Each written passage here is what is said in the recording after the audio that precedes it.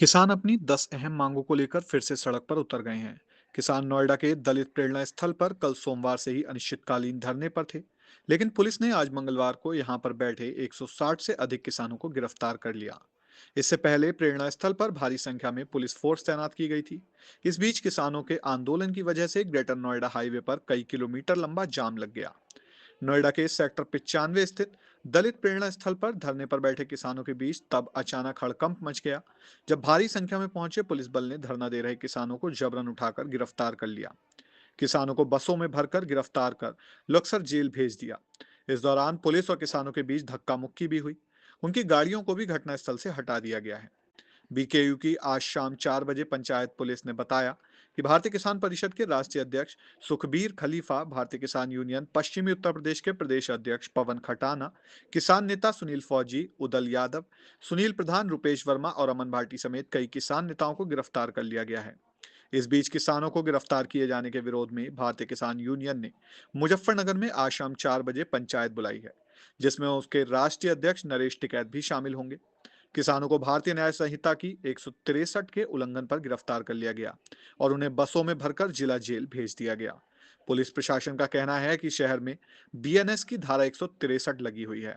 इसके उल्लंघन पर किसानों को गिरफ्तार किया गया।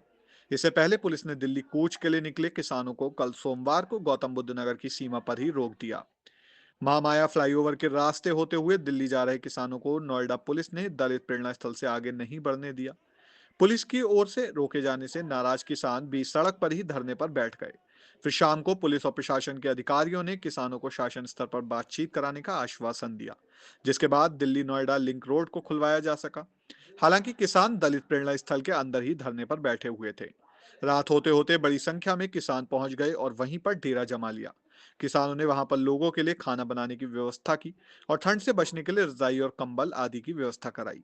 रात में किसानों ने रागनी गाकर और जोशीले भाषण के जरिए एक दूसरे का मनोबल बढ़ाया। सरकार की ओर से अधिग्रहित की गई जमीन पर उचित मुआवजे की मांग को लेकर प्रदेश के कई हिस्सों से आए किसानों ने कल सोमवार को दिल्ली की ओर कूच किया, लेकिन उन्हें नोएडा दिल्ली बॉर्डर से आगे नहीं जाने दिया जा सका। पुलिस ने उन्हें वहीं पर रोक दिया।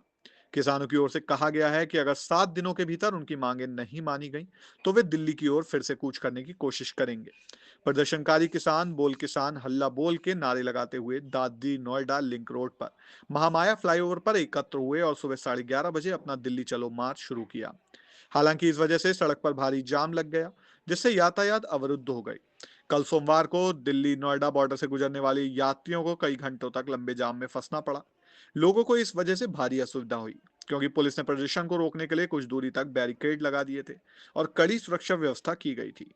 किसानों का नोएडा की चिल्ला बॉर्डर पर कई घंटों तक प्रदर्शन जारी रहा, क्योंकि कई किसान समूहों के बैनर और झंडे लहराते हुए प्रदर्शनकारियों ने शुरुआती अवरोधकों को पार कर लिया था, लेकिन उन्हें दिल्ली के प्रवेश स्थल चिल्ला बॉर्डर से करीब 1 किलोमीटर दूर दलित प्रेरणा स्थल के पास रोक लिया गया।